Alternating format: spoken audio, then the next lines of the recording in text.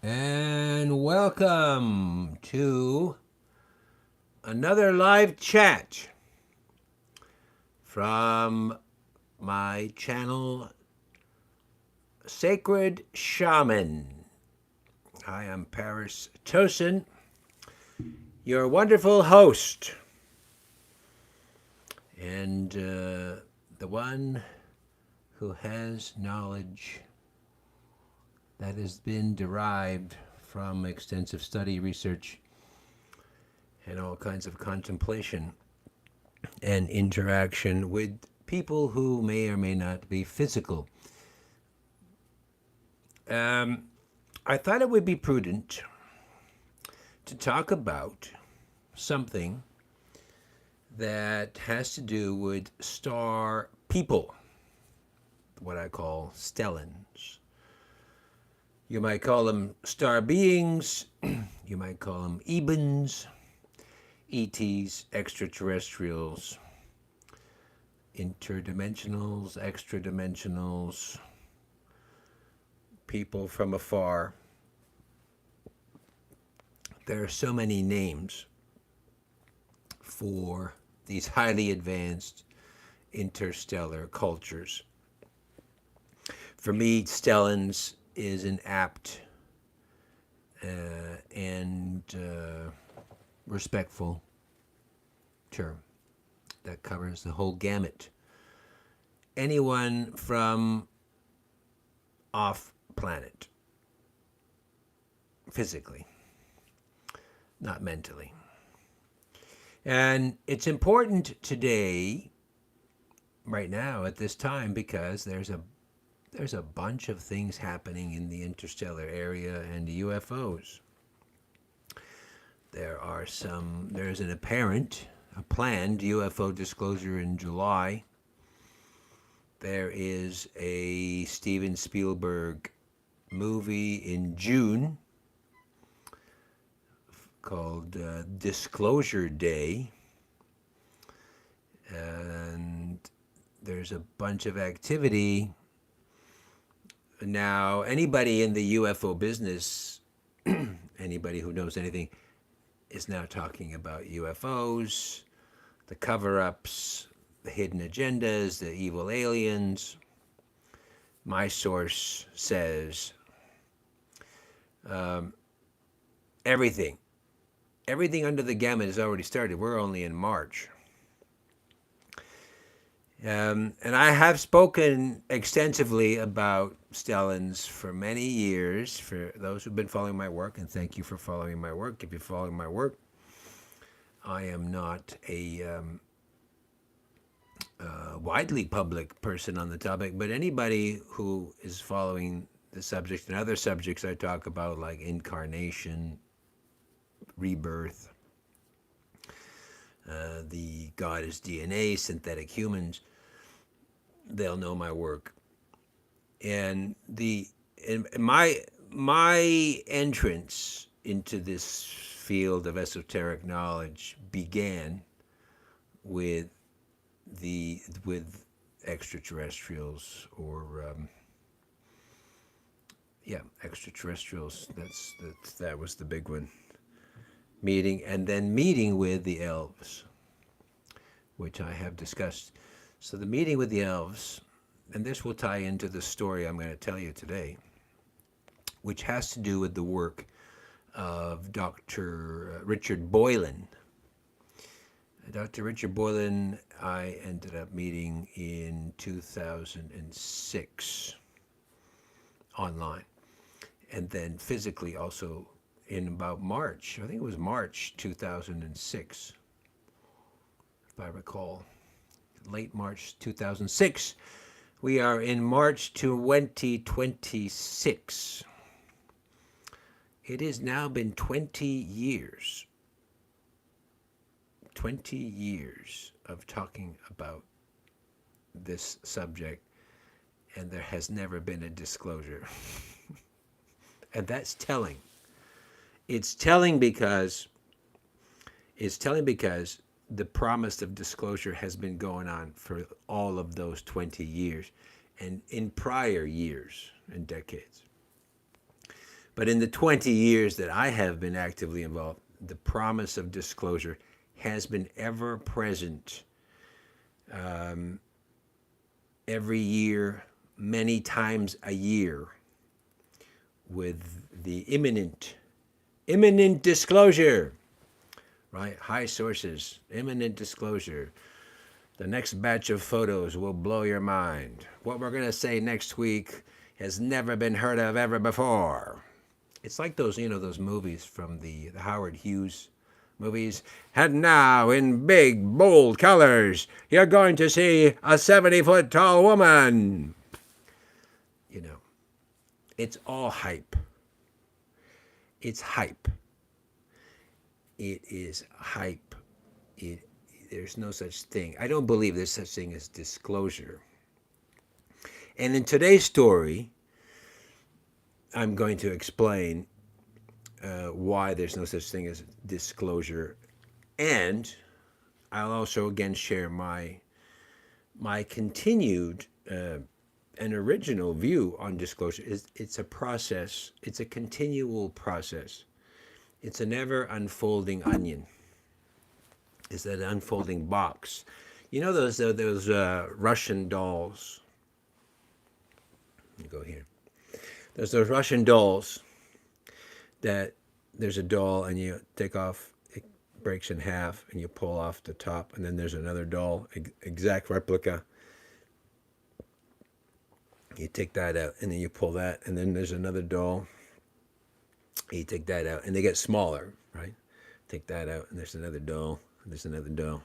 That's disclosure. So people think, oh, this is the big disclosure. Take off the top. No, there's another doll inside. Oh, there's another doll. And, and what's happened over the years and decades is people have been disheartened. A lot of people have been, what I noticed is people in the past were embarrassed because they'd come out, right? So there's a UFO believer and they go, Mom, Dad, it's going to happen. Starships are real. I haven't wasted all my time researching all this stuff and not working and living in your basement. And now I've heard from all the sources, they're telling me there's going to be a disclosure and you are going to believe it and you're going to change your view of me and I'm going to be famous. They're going to put me on television, Ma. Television. And so the parents who are completely fed up with this kid, this son or daughter, they're completely fed up. They say, okay, I believe you. And then the day comes and it's like, and here's another doll. And that person ends up looking like a fool. And so they lose their credibility. What happens is in practice, you lose credibility if you come out and make a bold statement that something's going to happen on this day, and it's all BS, it's all hype, it's all a machination, an orchestration, it's all designed to fool you. Those people have been lying to you. What happens is you look like a fool, you lose credibility, and you do it again, you lose your credibility. Eventually you have no credibility left. Oh, we got some people joining in. Okay, why is there in this hellscape timeline? Well, you came to this timeline just to see what hell looks like. You want to see what hell, you go to the Universal theme park. I wonder what's inside this hell park. I've never seen it before. Let's take a look. And then you come out and go, that was a bad idea. When you go home, maybe that wasn't a good ride. Yeah, obviously it's a very, I think, people, they look at the world we're in and there's danger and there's a threat of war and there's all kind of tariffs. And people are like, I'm stressed out. Why are you stressed out? This is entertainment. That's why people don't go to the movies anymore, because they just have to turn on the news. War is imminent, right? Nuclear holocaust. The climate is attacking us. Tariffs, taxes, people can't afford to buy a house, right? Then the suicide rates are through the roof. Drug addiction, It's the show. I mean, when you wake up, you realize this is the show. That's the show. Okay. In case anybody hasn't, if you don't realize it's a show, you're not awake. When you're awake, you realize this is the show. You're watching. You are watching the movie. You are in the movie. You are in the movie, and you're watching it at the same time. That's reality, isn't it? Reality is, you know, the movie is being generated by artificial intelligence, and you are artificially generated inside of the artificial movie, and you're observing it and believing it to be real. That's the trick. That's the mind trick. So, right, it's a game. Now, what happens is, if you believe all of the fear they're generating, then you get stressed out. You're doing drugs. You're worried. You're anxiety. You're afraid. And that's what they want. That's how they stay in power. When you realize it's a movie, you kind of take a sit back and get some popcorn, and you say, "Oh, that's interesting. That's pretty cool." Obviously, if you're in the danger zone, then find shelter, protect yourself, move to a safer country, immigrate. You understand? Like, if the bomb is dropping, then you got to hide, run. But for those watching, it's the show. It's designed to create fear, and fear drags you down, and they suck your energy because the fearful energy is what they feed off of. That makes them more powerful. Then they generate more fear. They push music that's kind of meaningless and senseless. They sell you ultra processed foods to degenerate your health, right? They will make movies that are senseless and meaningless, so you don't know what to do with your life. You don't feel empowered. Then you watch the news, and the leaders are all corrupt, and they're doing crazy immoral things. So you can't trust the leaders. You can't trust the leaders. The movies aren't offering you any inspiration. The music is making you angry and sick, and you're basically going to give up on life. And that's what's happened. In short form. In long form, we got drug addiction, and we got the male genders being attacked, because the male gender is a much more dominant force when it comes to dealing with stress and adverse effects. I mean, a guy gets his arm cut, he's like, that's no big deal, right? They bounce back. Men bounce back. Men bounce back from all kind of traumas. They used to do more, but now they're surrendering to their trauma. Oh, I'm an addict. Before there was like, yeah, I'm doing drugs, I'm drinking alcohol, and they're still succeeding, right? Right? Guys are like, I've been broke 6 or 7 times, and now I got the most successful company in the world, right? I've been divorced twice, I'm married again. This is how a man operates, right? You bounce back, make it happen. Today's men, we've been so demoralized, we're like, I give up. Oh, she broke my heart. She took everything. Who cares? Really? Move on. Forget about it. All right. We're not talking about this today, but I'm just saying that don't worry too much. Yes, if you're dealing with something, it's stressful. Yes, you may have some low points, but it's not the end of the world. Everything is temporary. You figure out a way through it. It's not the end of the world. The world does not end. The people have been prophesizing the end of the world for thousands of years. the best psychics, fortune tellers, the smartest people in the world have prophesied the end of the world for thousands of years. Thousands of them. There are books on the end of the world. And if you look around, the world has not ended. Okay? And people will say, well, it's not perfect, it's bad. It's always been like that. Imagine the Black Plague. You were there, but in the Black Plague, that wasn't any fun. Right? In the medieval times, they don't have running water. They don't have toilets. There's disease, infection. Right? I mean, it's never, you know, you think it's bad today. It was worse before. And what did they do? They just, you know, you go through it, right? Now, 100 years ago, you know, a woman having a child is likely of dying in childbirth, right? There's like a high percentage chance that she would die in childbirth. And there's an even higher chance that the child would die. The first 3 children might die, and this the 4th child who lives, and you're like, okay, we got one, right? Just think about how things have changed. 100 years ago, or 150 years ago, because we're in the late 1800s, a woman would get pregnant and the child would die soon after birth. And then she'd have another child, that child would die. And they'd have another child, that child would die. And the 4th child might live.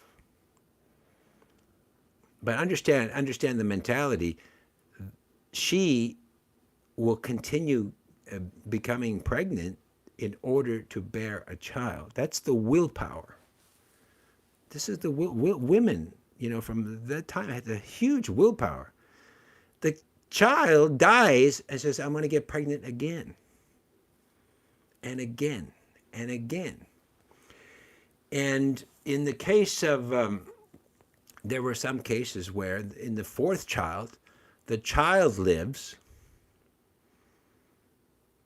right? And then the woman dies. Right? You know, so those were tough times. We are living in a good time. Today, the woman doesn't even want to have a child. I want a career. They don't even want to have a child. They've been completely desensitized to the idea of even bearing a child. And this is not speculation or theory. This is real. You know, so 150 years ago, we will do anything to bear children. Today, I will do anything not to have any children. Talk about like the complete opposite, right? The mindset. The complete opposite. They've flipped. People have been flipped. And that's not an accident. That's not accident. This is not a coincidence. It's not evolution. And we're going to look into, what I'm going to talk about today is something that's really at the heart of a lot of things that my viewers and my followers will be interested in. Okay? Because it's going to talk about star people and how they were here a long time ago and they signed an agreement with 4 Earth governments. Again, now this stuff I'm borrowing from Dr. Boylan's work, which is available on his site. And it talks about, and it coincides with when I woke up, as you'll see. It coincides when I woke up. And it goes back to 1961. Goes back to 1961 when there was a preliminary agreement between star nations. Star nations is a representation of many cultures of stellans, and 4 Earth governments, including a European body, the United States, the People's Republic of China, and Soviet Union back then. The 4 Earth governments, right? So those were kind of the terms back in 1961. And I've even taken some notes here. So there was a preliminary agreement that was drawn up in 1961 because in the preceding years, that spacecraft from other worlds were being shot down by these four governments. That's why these four governments were in the meetings. So the ships would be shot down. The star crew would be tortured for information and killed or just held captive a lot of the time. And the equipment on the ship was back engineered, was studied, was kept, and they kept shooting down ships. So the star beings were concerned because the Stellans came here to do their mission. Their mission was to serve humanity. In particular, there are people on the Earth who have a star heritage, a stellan heritage. So a stellan heritage is in your previous life, you were a star being. And then you decided to incarnate into a human being, which is it's a different class. So you're a star being with high knowledge, high awareness, right? Advanced, old. And then you incarnate into a human being, which is a lesser advanced, more restrictions. And then you incarnate on a planet which is a developing species. It's not a fully developed planet. So you're going, and that kind of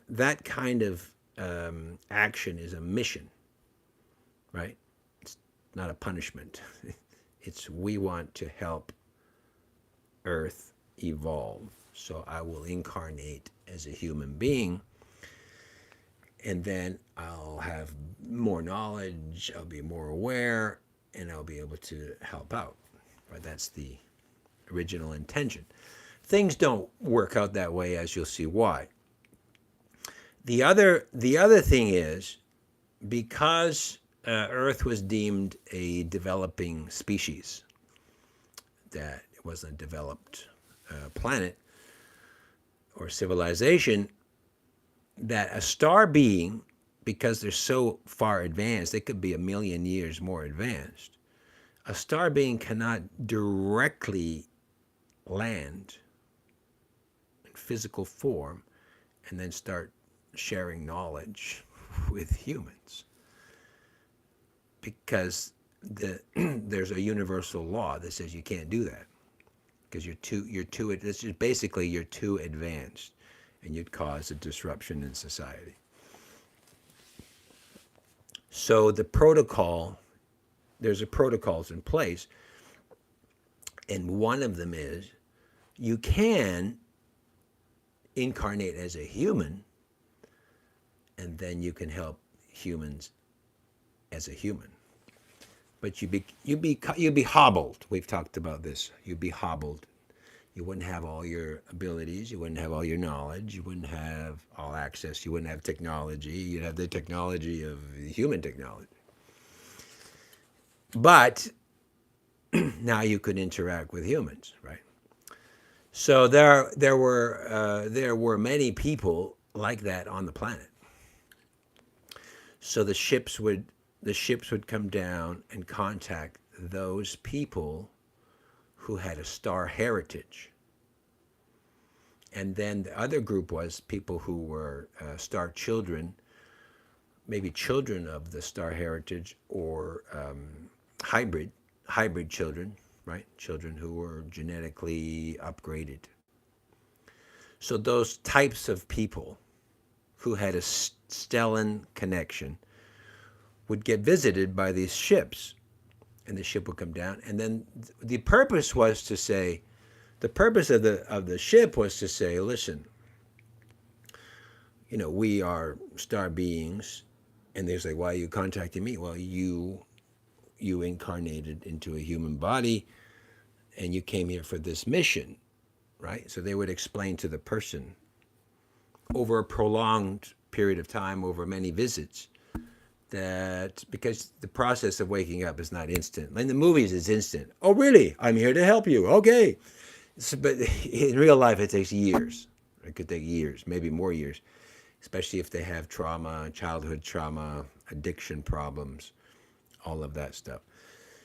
So they would meet with the people in order to tell them this: you came here on a mission. Oh, and then you do your own introspective work, and you might change your career, right? You might change. I was a corporate lawyer for 20 years, and then I became an artist. You've seen this before. In 30 years ago, there was a lot of people in international banking and stock management, corporate trading, corporate mergers, and they left and became chefs. They went to culinary school because that no longer fit their who they were, right?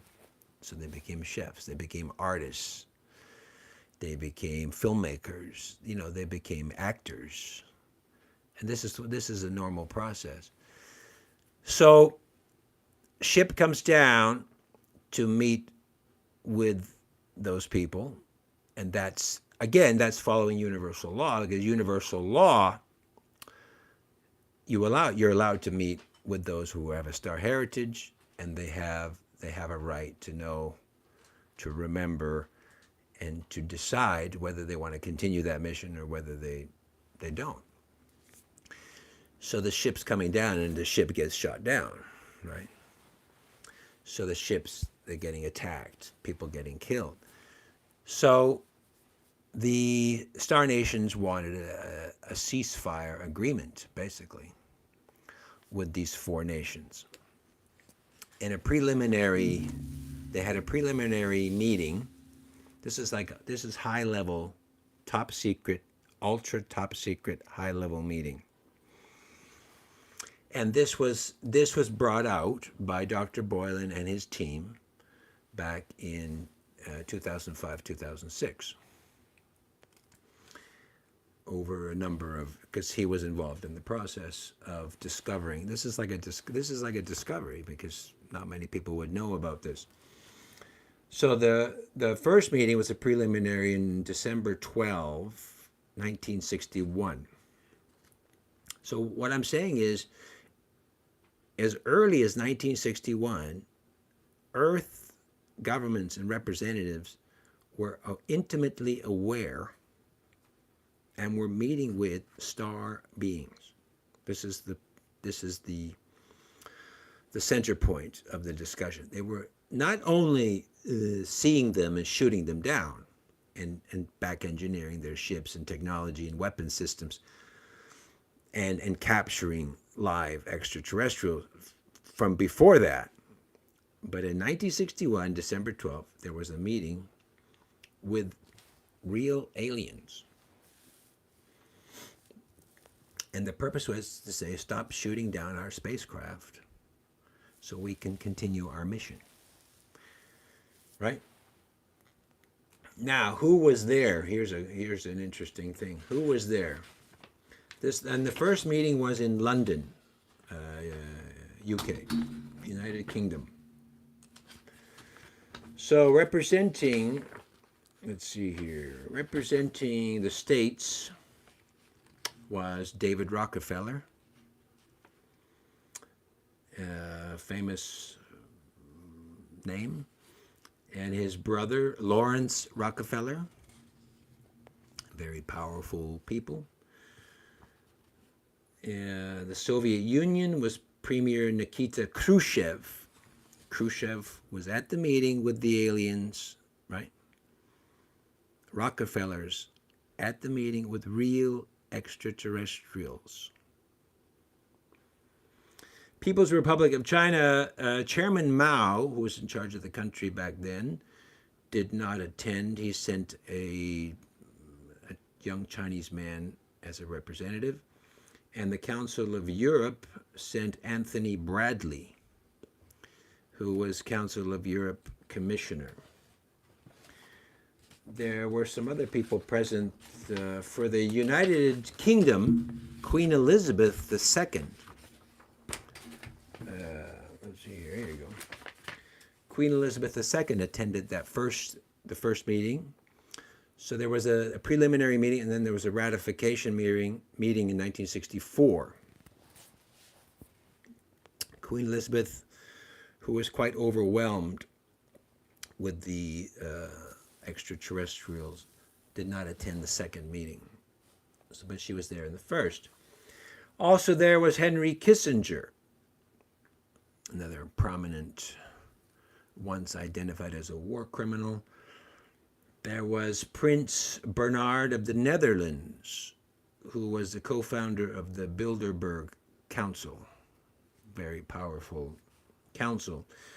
Another gentleman there you might have heard of, E.H. van der Beugel, who was the Secretary General of the Bilderberg Council.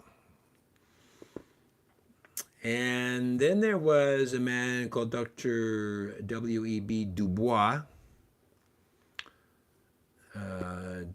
who was more socially conscious, more compassionate, not as egotistical as all the other characters. He attended the preliminary meeting. At the time, he was 94 years old. And Dr. Dubois, he didn't get along with David Rockefeller. And Dubois wanted disclosure. Rockefeller did not.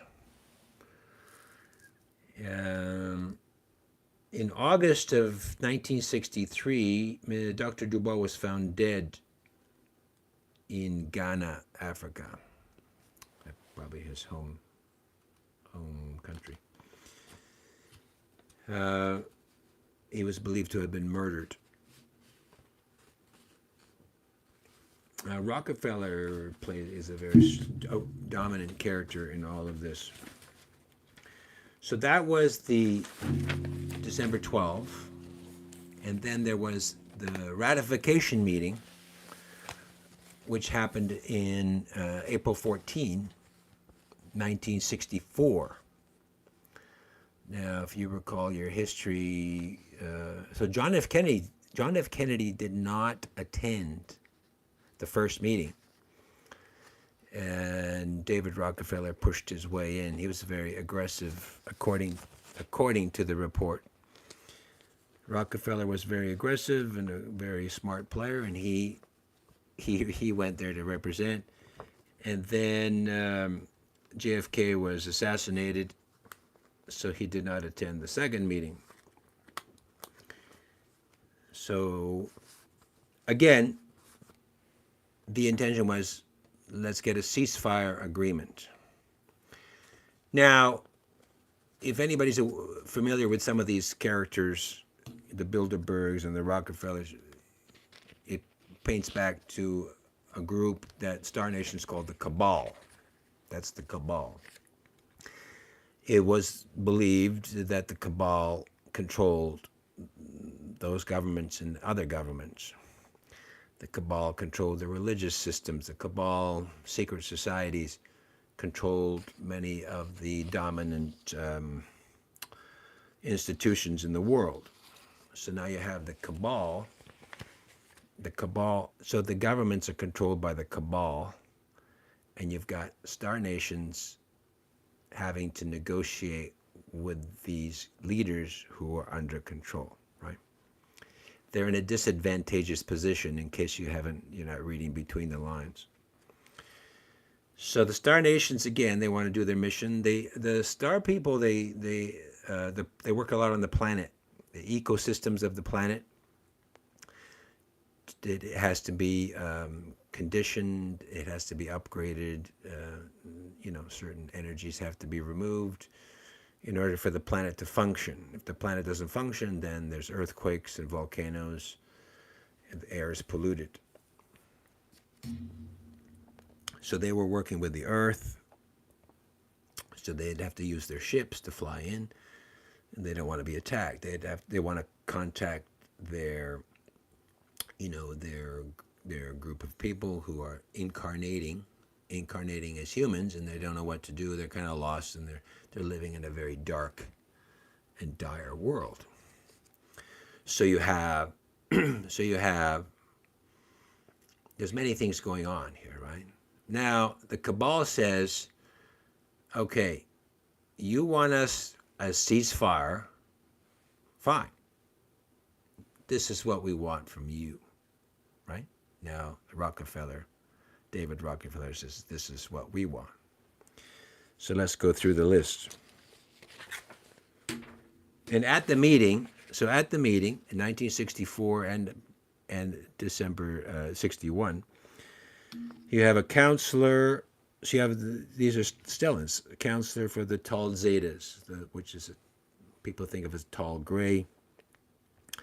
Counselor for the praying mantis, the mantids. Counselor for the reptoid race, not the reptilian.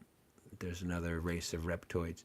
So you have actually, 3 representatives of star races, as well as you have some grays, or what they call zetas.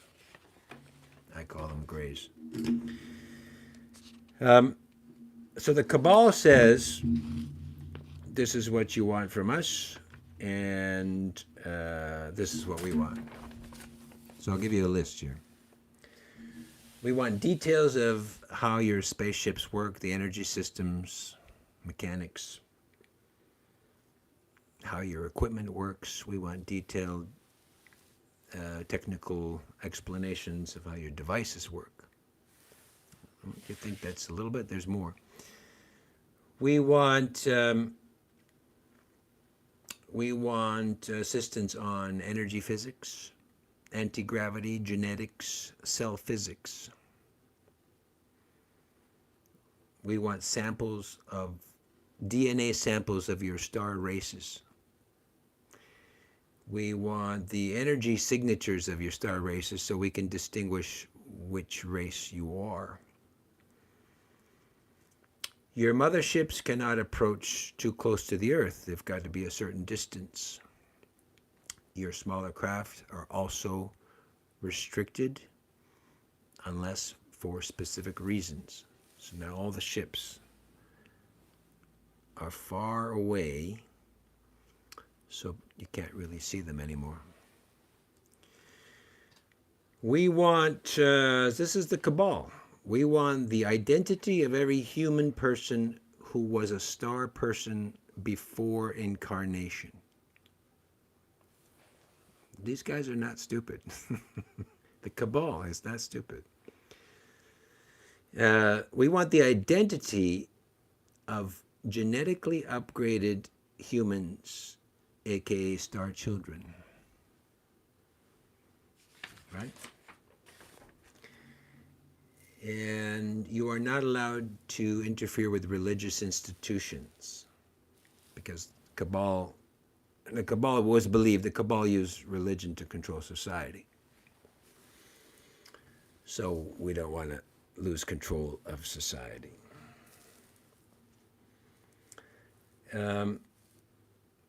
As a result, the Cabal back-engineered the weapon systems in the spacecraft and then used more advanced weapon systems to shoot down more spacecraft.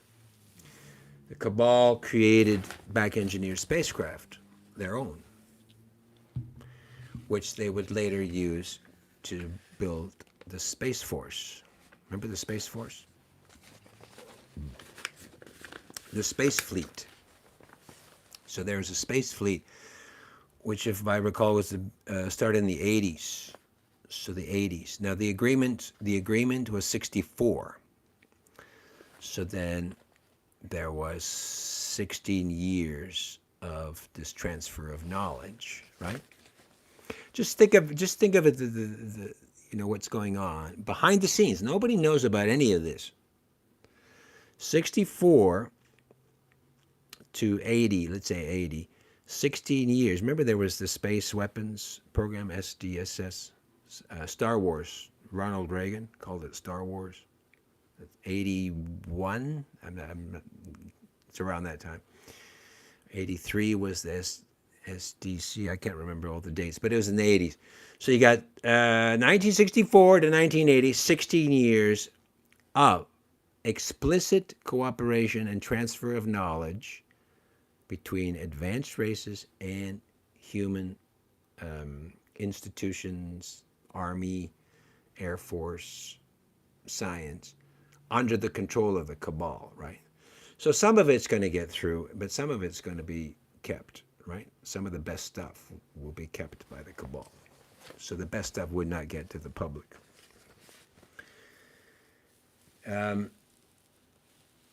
You also had star teachers teaching about spirituality, astronomy, psychic processes and knowledge, talk about star culture, metaphysics. Now you remember, like, in the 80s and 90s, what happened in the 80s and 90s? All this self-empowerment, motivation, metaphysics, right? Understanding of your new spiritual knowledge that transcends the current religious dogma. All of that's coming out, right? If you don't see the connection, is all of this new knowledge is springing forth, and it's accepted as just new knowledge, and people are kind of saying, I discovered this, right? I did the research. But what we don't know is behind all of this is this cooperation with star people who are sharing this knowledge, right? So this this growth in knowledge and this sharing of knowledge has an impetus, right? There's something pushing it out. In other words, it wasn't human ingenuity. And that's not to disempower human. It's to acknowledge that there's a presence of these people who have been stepped on and disregarded and pushed aside for decades and called evil, right? So that they never get discovered. So it's never disclosed, right? Otherwise, you'd have to accept that we are cohabiting with these people. So there were advances in medicine. The cabal created gene splicing programs. They created their own super soldiers. They had cloning programs, all taken from all of this advanced knowledge, all happening in secret. All this is all secret. They would still attack the visitors. And, here's the negative part, that the cabal now would attack those people identified as having a star heritage. That's right. So what would happen is, I'll give you an example. A ship comes down, just as an example, a ship comes down and meets this person who has a star heritage and says, okay,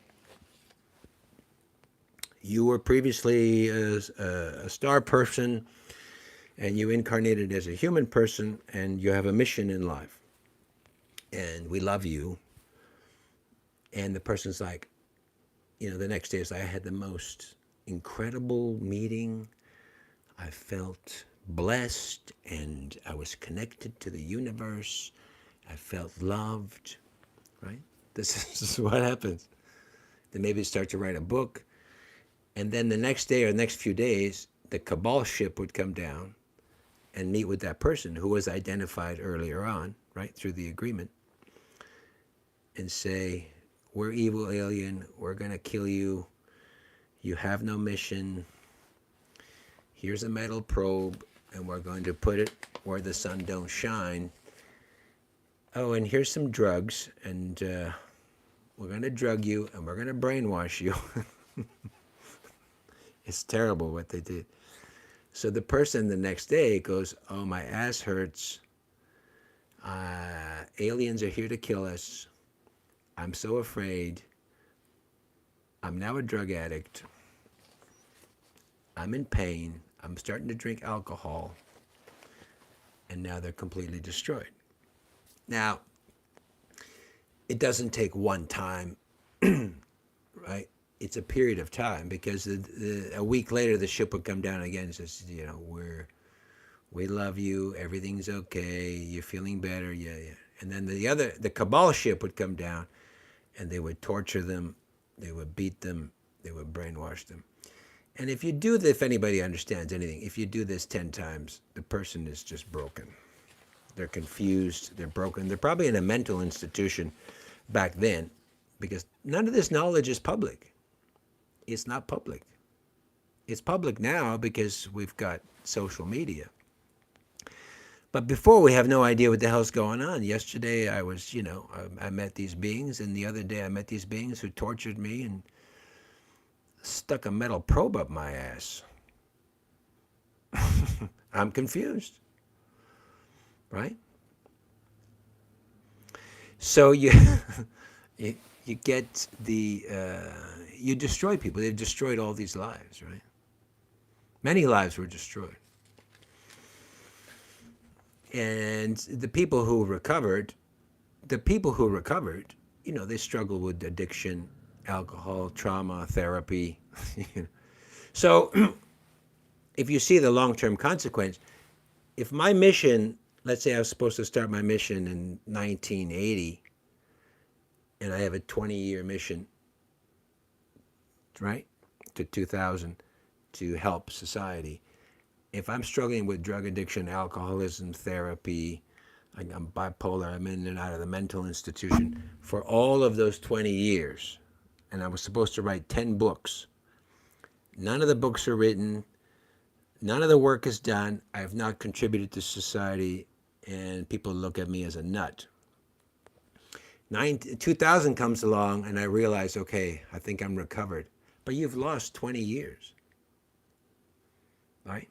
So you take out a bunch of these people, and you take out all that knowledge. You take out all that sharing. You take their contribution. You're supposed to open up restaurants to feed Whole Foods. There's no restaurant to feed Whole Foods. It's all fast food. You're supposed to develop a company to sell organic products. That company doesn't exist. You're supposed to be a teacher. You're supposed to be 10 books. You're going to talk about spirituality. You're going to talk about metaphysics. You're gone. So if there were supposed to be, let's just use some numbers, if there's supposed to be 100 people contributing to society, instead of 100, there's like 10. The 10 who, for whatever reason, escaped, or they're stronger, or they had some protection, or they're more advanced spiritually. So you got 10. Now the 10 people are doing the work of 100. So it gets diluted. And you can think of these 10 people, if you think of the last great teachers, 10 great teachers of the last 40, 50 years. Those are the exceptions, right? What I'm saying is there should have been 10 times that. And those are all been destroyed, or they're either dead, addicts, alcoholics, in the wrong careers, prostitution, who knows? They're on the wrong path. And now what happens is, if anybody, once you've lived a little bit, once you live to 40, you realize, it's taken me 40 years to deal with my family trauma. My mother was an alcoholic. My father molested me. It takes you 40 years to recover from that. So your prime years of contribution, which would be 25 to 45, are gone. And if you're going to start at 45, yes, you can do things, but you've lost your prime years. And now in society, what happens is also society is lost out on that contribution, because most people need that help. Most people need that knowledge. They need that help, the reassurance, the knowledge, the motivation, somebody to look up to. If I have nobody to look up to, then what happens, right? So society has now had a much smaller pie. What I'm saying is that is not an accident. That's by design, because they had the knowledge of those bringers of light, and they intentionally and purposely sabotage them. And they've attacked me. They've attacked me for years. When I started, I was attacked a lot. I'm talking about 24 hours a day. So whatever, but I continued on. Whatever I've accomplished is a lesser amount than what I should have been able to without all the attacks. But I'm not one. I didn't give up. I just did whatever I was able to do. But not everybody's going to do that, because the cost. It's a huge cost. So you're dealing with this thing. You're dealing with a situation where the leaders of these great nations and the high-level operatives within those institutions and governments are fully aware of star people. And unfortunately, because the cabal controls those higher, bigger institutions, and the cabal and the secret societies control most of the world, you have a compromised system. You have a compromised situation, right? Now, as much as people have learned about secret societies in the last 20 years, we still haven't gotten to the star people and their relationship to all of this. Okay? It's not just the secret societies are doing bad things and controlling governments and starting wars, right? Controlling disease in institutions, but they're controlling access to all the UFO secrets. That's the key. UFO secrets. Who controls the UFO secret? It is the cabal. Are the secret societies, right? Not just the other stuff. We still haven't gotten through the other stuff, right? There's a long list, right? There's a list of things we haven't gotten through there yet. So we're not. I don't know how long it'll take to get through that. But you understand my point. If you spend your whole life trying to get through that, then you're never going to get to this level. So this is why I talk about stellans and star beings, because otherwise you're never going to get there. So I'm telling you ahead of time. And most people don't understand it. Most people don't understand it. Most people will never get there. Most people don't believe what I'm saying, or they need more proof, right? Until the alien lands on my lawn and comes out and shakes my hand, I don't believe it. This is because people have been demoralized, right? They don't know what to believe. They don't know who has the source of knowledge. That's because the whole process has been compromised for the last 50 or 60 years. The process of teaching and knowledge sharing has been completely compromised for a long time. Now the way it's explained in Dr. Boylan's report is that the star nations understood that there was deception going on and that the cabal were abusing. But it wasn't the entirety of the people, it was just individuals. And because it's a developing species, under the universal law, they could not, make a global judgment based on individuals, right? Because the majority of the people were not like that.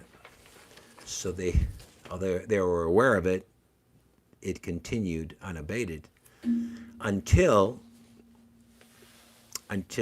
September 29, 2005, when Earth, the human beings, right? Human beings with a star heritage, then went out to collect all of this evidence, and there was a briefing, a hearing with star nations, where they showed that the cabal violated the agreement and they violated universal law.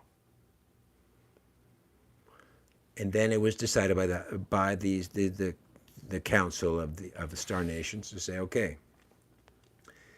they violated the agreement, they violated the law, we have all the evidence, so that the 1964 agreement is null and void. Now it took, how long did it take? 1964, 42 years. So 42 years of abuse. So 42 years where the cabal have been back engineering. They created a space fleet. They've destroyed a lot of the teachings, and a lot of the teachers have been compromised.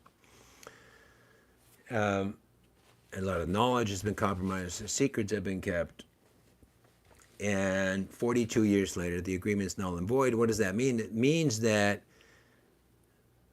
in 2005, at the end of September, that star beings could interact with people in any way they deemed reasonable under the universal law. So the star people, the star nations always followed this universal law.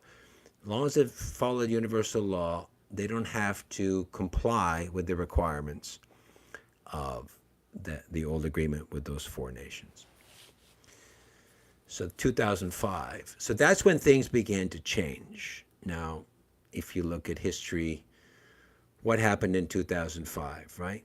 2005 was when, just think of what's happening. 2005 is YouTube, this platform we're watching now. YouTube was born in about 2005, 2004, 5. Twitter, now X, was started in 2006. Facebook, 2007, 2006, maybe earlier. Then you have what else? 2007 is the iPhone, Apple iPhone, first iPhone, 2007. Essentially in 2000, right? In those 2005, 6, 7 is when social media was born. So the birth of what I'm saying is that the birth of social media kind of coincided with the end of this agreement, which was compromised knowledge. And now this social media proliferated all kinds of knowledge. You could say anything. There are more podcasts today than television programs, right? And there's new podcasts every day. What is a podcast? Podcasters are sharing knowledge. We're sharing knowledge. That's what we're sharing. Every little bit of knowledge for everybody. Podcasts for everyone. And you get to listen to people. You listen to average people. Listen to experts. We're not just listening to the people on television anymore, who the government sponsored spooks, right? We're not listening to those cabal-controlled pieces of information. We're listening to everybody, and now we can form our own opinion. We can get knowledge. We can decide ourselves. And this follows universal law. You have to decide for yourself, not to be controlled by some dogma, not to be controlled because you are prevented from accessing information. That people who present information are getting killed off, or getting compromised, right? They're getting in all kind of ways. They used to kill them, now they compromise them. They discredit them, they humiliate them, right? Now you're getting people, now you can listen to people, and you can see yourself. This guy or this woman or this person, do they know what they're talking about? Do I like to listen to them? And what's interesting is that the proliferation of releasing knowledge and sharing knowledge further proliferates knowledge. Like, used to be in the past. Remember the past when you watch television and there's a big announcement and you're like, oh, this is the big announcement, and then that's it, right? That's the announcement. This is what's going to happen, period. That's it. Now, you fast forward 40 years, there's no big announcement anymore because you can go on, the podcast goes on for 1 hour, 2 hours. These people are talking for hours. And every week there's a new podcast. There's another guy talking for 2 hours. You know, there's no more big announcement anymore, right? There's no control of information. They've lost control of information. So now they still have the secrets, but now people are coming out with secrets. People can talk about theories. They can talk about conspiracies. They can talk about the pictures they've gathered and all that. So there's a sharing of knowledge. Sharing of knowledge leads to a more awareness. More awareness leads to a society that's better educated, better able to defend itself, not dependent on these false authorities, not dependent on the dogma, because there's an alternative view. There's an alternative spirituality. There's a hybridization of spiritualities. There's no spirituality. I can be atheist. I can be agnostic. I could be whatever I want. But you also have on the other end of the scale, people say, I can do whatever I want, right? I can change my gender. I can say whatever I want. I can, jump off a building. So some people take it too far. So, but that's, you're not going to be able to change human nature. You can't change human nature. So some people go too far and some people don't go far enough, right? Some people drink too much, some people don't drink at all. So that's society. Again, you go back to the 50s and 60s, it was a very uniform society, right? You did your job, had your kid, raised your family, go to work, drink a lot of alcohol, and that was it. Then you die. So we're living in a very, we're living in a very free, powerful, precarious time. We are living in a time of the most abundant information that is unheard of.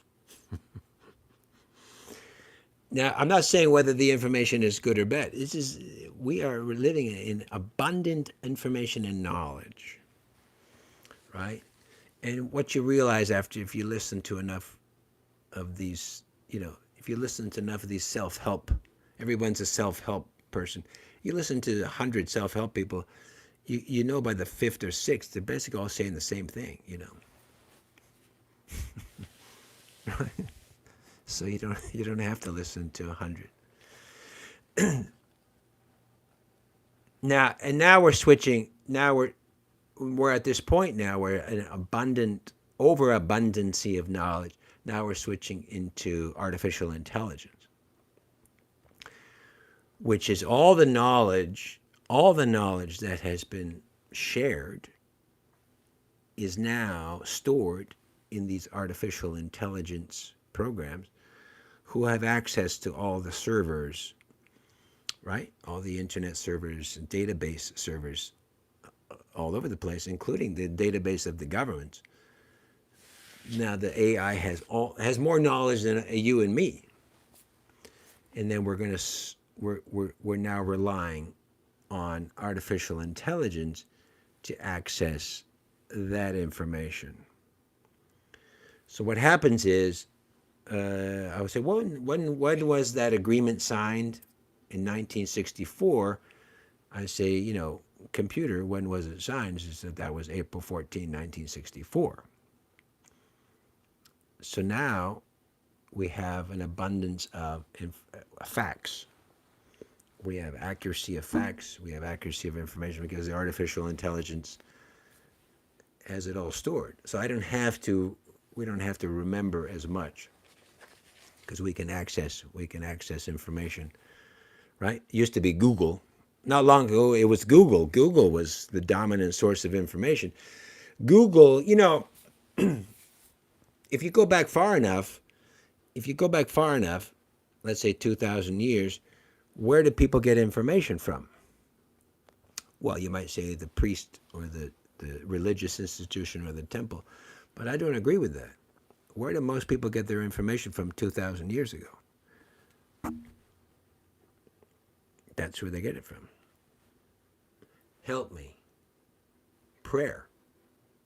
Prayer. So who are you praying to? A higher source of information. Somebody who has all the information. And then you download it, right? And you trust that, you believe that, and that's called faith. So you fast forward today, if I need information, I don't do this anymore. I do this, right? I'm scrolling. Google, it used to be Google. Google, how can I get rid of this rash on my arm? Google, my dad has type 2 diabetes. What pills should he take? What should he do? Google, my mom is dying from she's got a respiratory, she's having respiratory problems. What should I do? You're not praying anymore. You're Googling to information.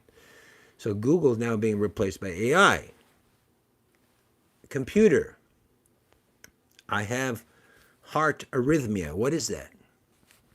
AI says heart arrhythmia is this. This is the medication. Is it serious? You want me to look into it? Yes, it's serious. Look into it. Okay, you need to call a doctor. You'll need a heart specialist. Find me a heart specialist within my area. And then you call the heart specialist. In principle, the prayers of yesterday is now being answered by the AI of today. In principle. It's a technological difference. But you're asking for information. You have a question. You have a problem. You have a worry. And what does the prayer makes the worry go away? The artificial intelligence makes the worry go away. It serves the same function. My view. Yeah, AI is going to take over the world. I don't believe that. I don't believe there's no end of the world. I don't believe there's an end of the world. Anybody who does, you're welcome to it. But prove me wrong. Prove me wrong that the world has ever ended in the last 5,000 years. Prove me wrong. It is not. 5,000. That's pretty good. Every theory of the end has been prophesied by the smartest, most pious people ever born, and they're all wrong. So that doesn't mean we can sit on our couch and watch television. It means that don't worry about the world, the end of the world. Worry about having a goal in life, having a purpose. What's your purpose? If you're a little more spiritual, what's your mission? What are you here for? Why did you come here? You didn't come here to play video games. You didn't come here to play video games. You didn't come here to take drugs and to become an alcoholic. Gee, I'm going to come to earth and I'm going to become an alcoholic. That's not your purpose. So you're on the wrong purpose. Yeah, it's be difficult to stop. Yes, I know.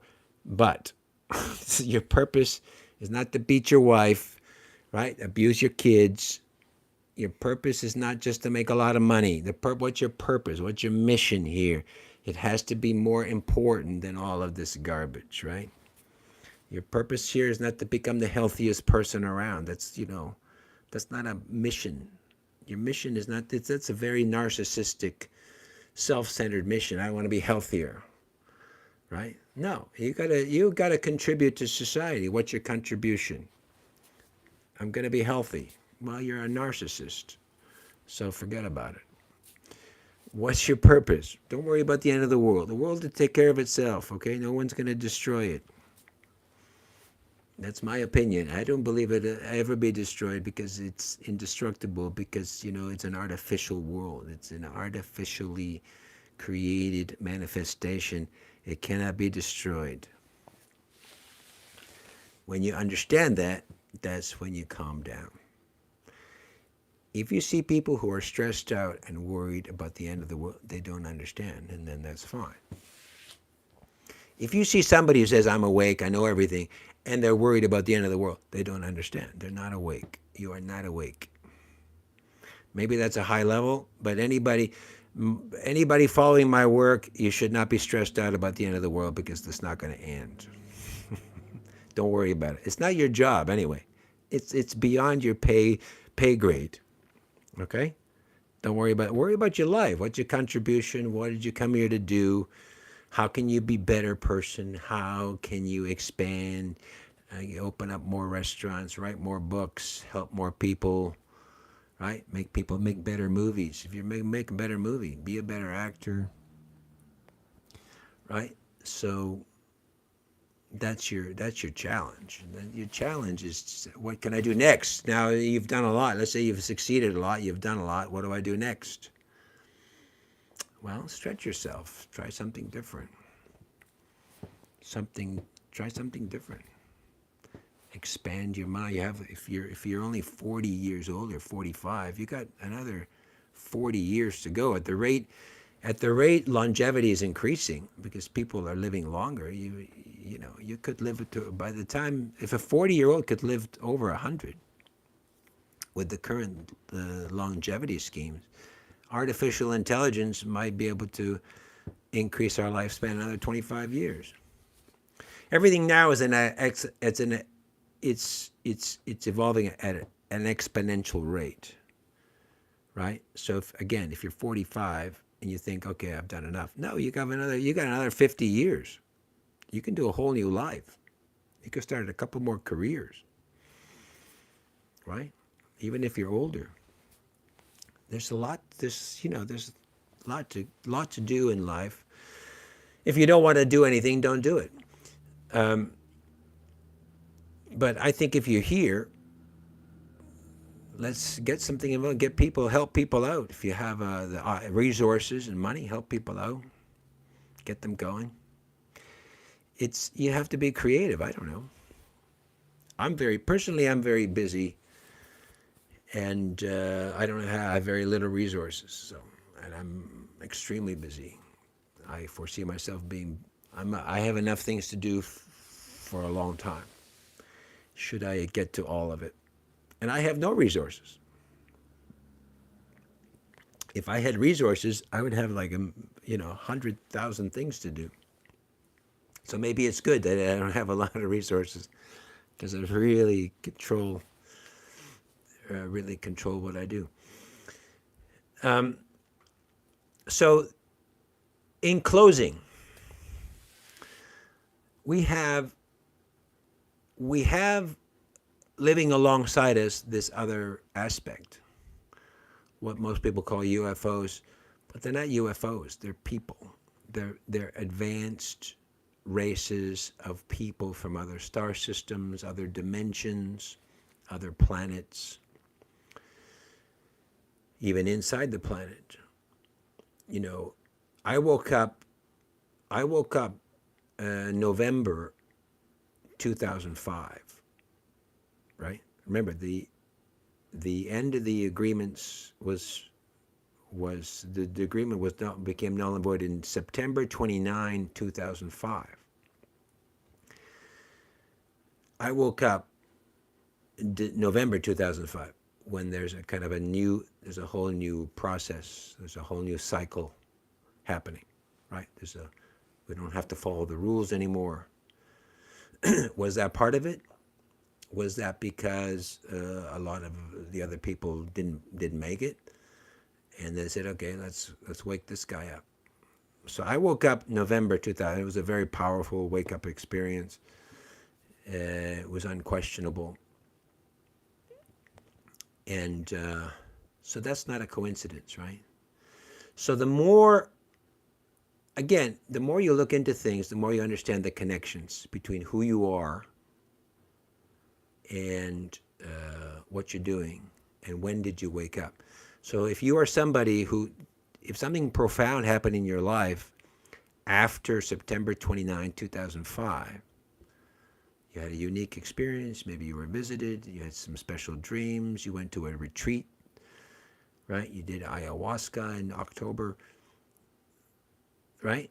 Now you could be part of that new branch. Let's say you had a career before 2005, and then later in 2005 you changed your career.